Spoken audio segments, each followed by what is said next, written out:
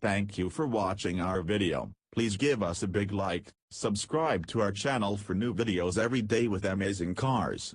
Leave us your opinion in the comment section on the video. Thank you. Aston Martin has a reputation for elegance, and it has well earned. Historically, it's been known to produce some of the most coveted luxury Grand Tours, GTs, around, even managing to upstage James Bond himself with the iconic DB5 and Goldfinger. But like the casting of Daniel Craig as the 00 agent more than a decade ago, Aston Martin is mixing up its well-known formula with the new 2019 Aston Martin Vantage, a sports car that lets its British brutishness bulge through its finely tailored exterior. We're not using tailored lightly, either. The new Vantage isn't a GT like its sister car, the DB11, and thus isn't beholden to the same level of restraint. It has a sports car that's meant to be played with, and while it still retains Aston's standard of elegance, it has allowed the extra flourish of functioning aerodynamic components. As an entry-level car for the luxury brand, the Vantage is slated to cost $149,995, which puts it in the crosshairs of two-seater sports cars like the Audi A8 V10. McLaren 570S and more critically the Porsche 911 Turbo.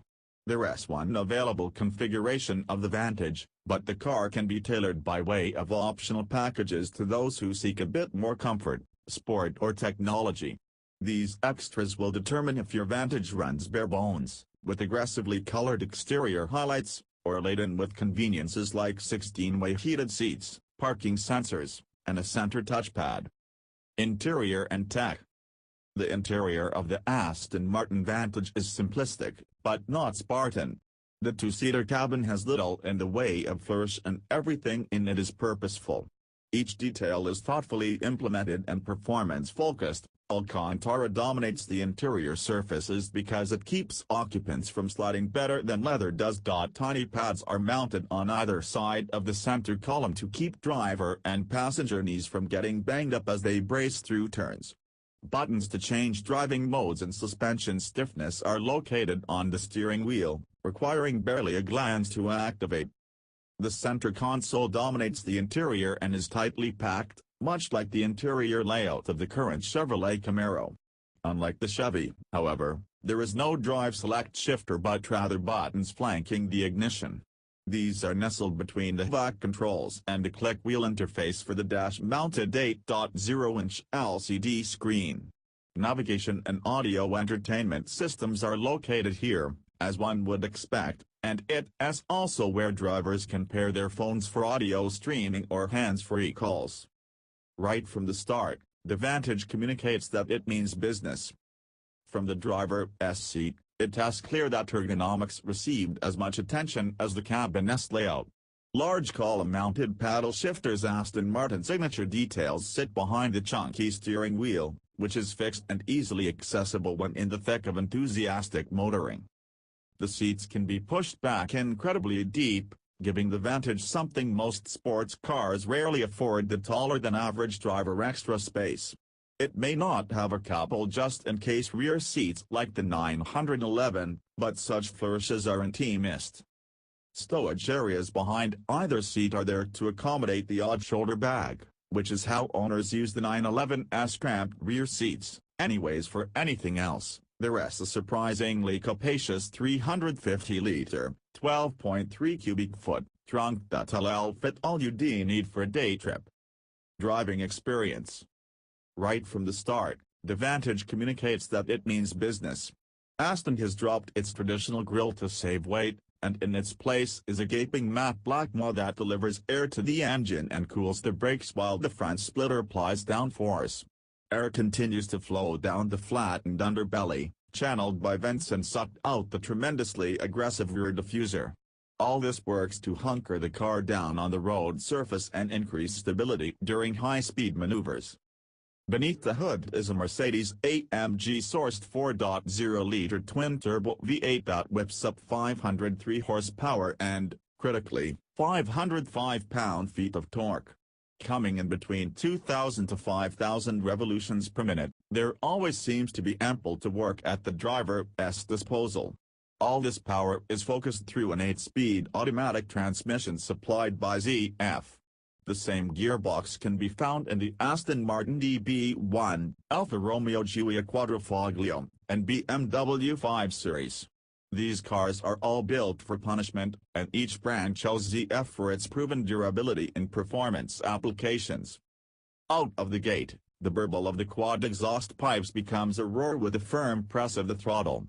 Aston Martin claims all that to work can send the Vantage from 0 to 60 miles per hour in 3.6 seconds, and we are inclined to believe them. The Vantage more than surges from the pit lane of the Algarve International Circuit in Portimao, Portugal. It deploys like a fighter jet from an aircraft carrier. Quick to offer up its immense power, the Vantage feels sturdy yet incredibly light. At 3,744 pounds, the Vantage is heavier than the 911 Turbo, 3,671 pounds, and the Audi R8 V10, 3,615 pounds, but you'd be forgiven if you presumed it was slighter than its rivals based on its tractability. The Vantage is very well balanced. It communicates every nuance to the driver via road feel and sensation of speed.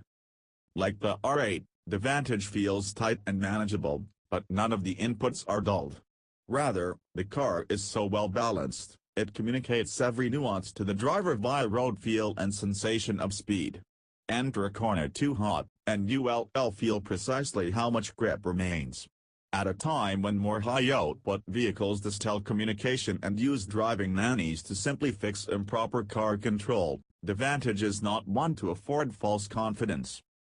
The electronic rear differential on the Vantage is an Aston first, and it's linked to the car's electronic stability control system. The mechanism reacts in milliseconds to enhance composure at high speeds and through corners, but it's not there to babysit. During our first few sessions on a damp track, the Vantage is eager to fan its tail while rapidly delivering reports through our seat and hands. Algarve is not a track to misjudge, and the surfaces only compound the natural challenge of its elevation change and blind corners. We start in Sport, the first of 3 drive settings that include Sport Plus and Track. These, along with 3 levels of damper stiffness, can be adjusted on the fly thanks to wheel-mounted toggles. The Vantage never feels skittish, and even in sport, the car delivers heaps of physical data. Still, we note the vehicle's restraint. A quick flick of the drive mode unleashes everything the Vantage has to offer. Instantly, the dynamics change. While Sport afforded good control and plenty of power, the Plus and Track settings deliver superior throttle response. Now, with the car feeling out the track as if with whiskers, our laps improve, and our smile widens substantially. Indeed, the car's feedback and performance give us the confidence to push our own limits on Algarve's heart-thumping course.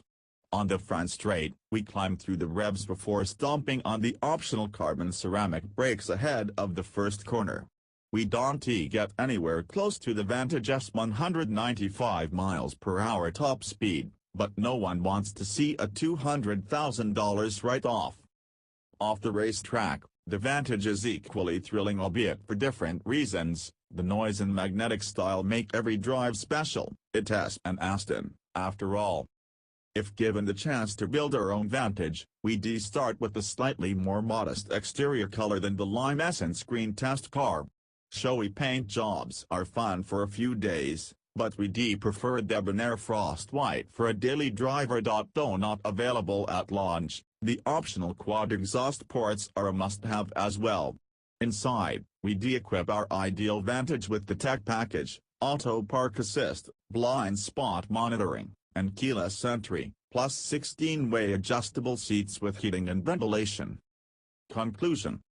Aston Martin has made it clear that the Porsche 911 Turbo sets the benchmark for the Vantage, and though those are some mighty pyro lists to fill, the Vantage is fit for the task. In a straight line, the all-wheel drive 911 Turbo will leave the Vantage for dead, but we know which car we'd prefer for a lap around a racetrack or a night out. Driving pleasure is about more than the numbers, which is something Aston Martin clearly understands. The Vantage is sexy, raucous, and unique, all things the 911 is not.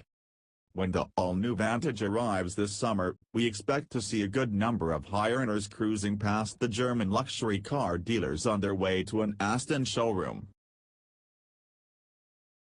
Thank you for watching our video. Please give us a big like, subscribe to our channel for new videos every day with amazing cars. Leave us your opinion in the comment section on the video. Thank you.